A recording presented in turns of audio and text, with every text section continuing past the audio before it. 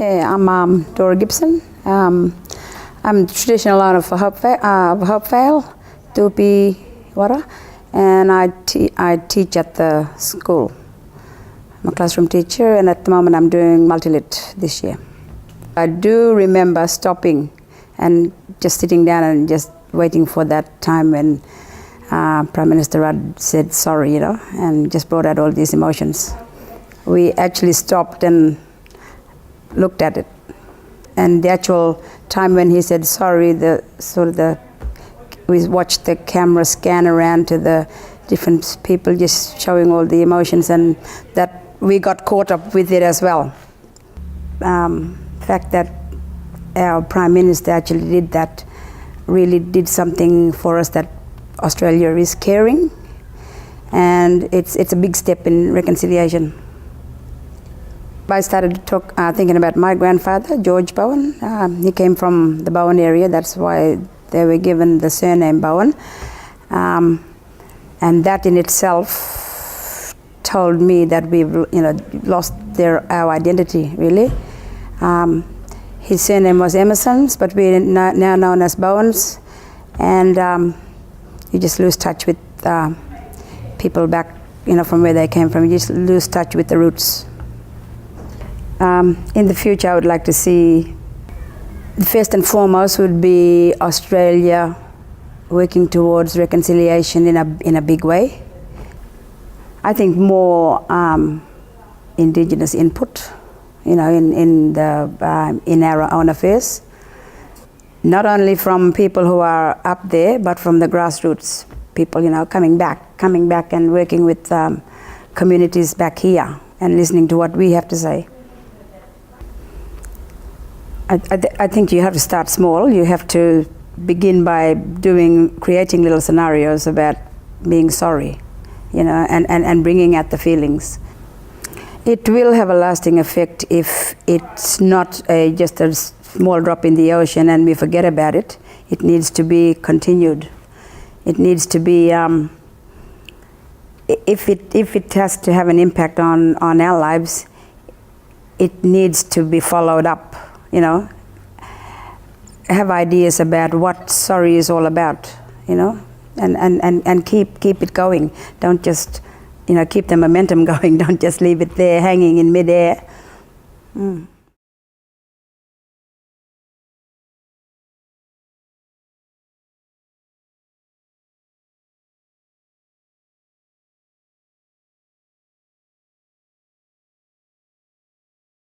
My name's John Wenitong. I'm the National Indigenous Education Development Officer for the Cape York Institute, working with Noel Pearson here, and I set up a program for the Cape York Institute called the Higher Expectations Secondary Scholarship Program, which looks after 18 communities remote communities from up in this area.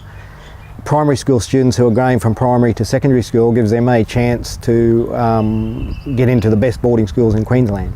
When I first heard about the apology, I'd heard about it quite a bit, as everybody does, working in the areas that we work in with Indigenous people, but I didn't take a lot of notice. And a lot of my colleagues, I work nationally, so I'm on the phone and emailing colleagues from all around Australia pretty well every day, and a lot of my colleagues were the same. Mature age colleagues were thinking another, plastic thank you, and whether it would do any good or not. And then the strange thing to me was, when it was going on, I was at work, I was working pretty hard, and I'd forgotten that it was even on, and I started getting emails from all around Australia and phone calls from my colleagues and my relations, and one of my relations was Ray Minicon, the pastor from Redfern, who was in the house that day when they gave the apology, and he texted me from there, and I got all these fantastic upbeat messages from people that were very quiet about it before and were feeling the same way I was, that it was a little bit sarcastic about it, I guess. In my own family, we've had a bit of children taken away as well. My mum's sisters were taken up to Woorabinda in the early days. But our family was very, very strong and ended up getting them back, and wouldn't allow it to happen, and they worked with the government and did everything they needed to do, and got those 2 young girls back to them. But through that we got relatives at Warabinda and a lot of the other communities around Queensland as well now. I think the apology for me for me personally, was a culmination of life's work to get the Australian public and Australia as a nation to see that without a public recognition of what happened, not only for the stolen generation but for some of the other things as well, our people could never go on and advance because they felt like second-rate citizens, and I believe many of them still do, and they'll tell you they still do. In the scheme of things publicly, for the majority of Australian mainstream people, I don't believe it's done that much, to tell you the truth. But in the areas of government and in the areas of philanthropy and corporate Australia, it has woken them up. It has woken them up to, hang on a minute, something really bad did happen and our forefathers were part of that, our country was part of that. That's starting to change philanthropy, corporate and government attitudes to how they work with Indigenous people. I see that in my work all the time, that people 20 years ago, I'd go with great ideas and people would basically laugh at me and give me 74 forms to fill out, and I'd have to do that every 3 months to get $6,000 for that 3 months. Today, I can go to corporates, I can go to philanthropists. I'm up to $7 million in 4 years from philanthropy, and close to $750,000 of that is private philanthropy, private Australian citizens. Now, when that apology hit, the philanthropy in Australia jumped. The Australian government has now publicly said sorry to us and to the rest of the world for that particular treatment. What I'd like the Australian government to do, and what many of my colleagues and my relations would like the government to do now, is to tell us that they're proud of us, to tell the world and the rest of Australia that they're proud to have us as our first Australians, so that we can start building on a pride in identity for our young people again.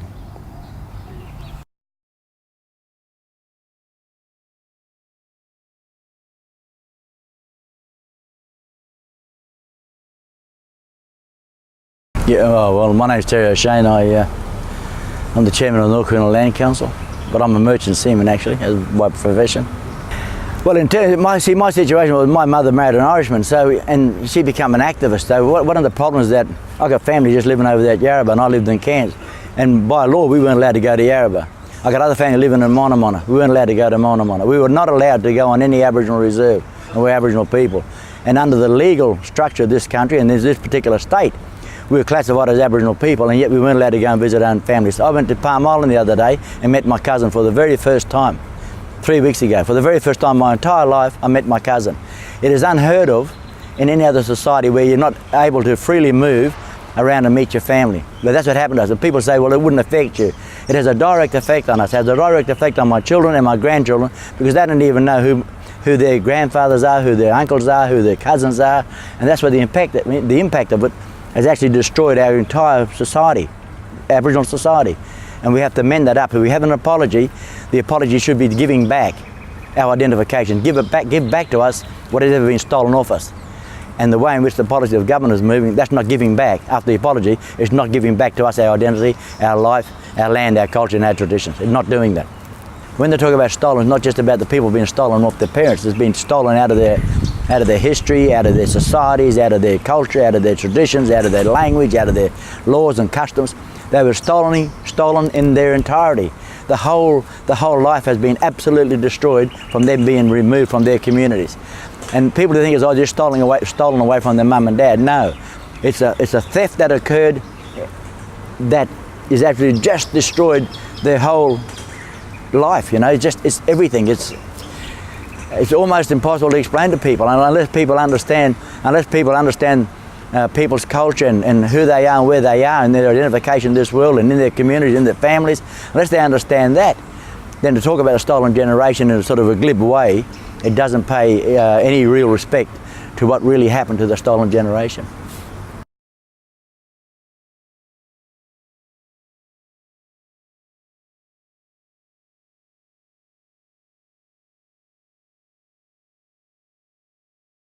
My name's Mark Wenitong. I'm the Senior Medical Officer at Cape York Health Council, which is an Aboriginal community controlled health organisation in Cape York. but at the same time I was the president of the Indigenous Doctors Association in Australia, and I do research and stuff as well, and a fair bit of policy work in health. On the day of the apology, I was actually running a clinic at an Aboriginal medical service in Mount Isa, and we'd organised that morning for a breakfast for people to get together, and in actual fact I don't think any of us realised how significant it was going to be.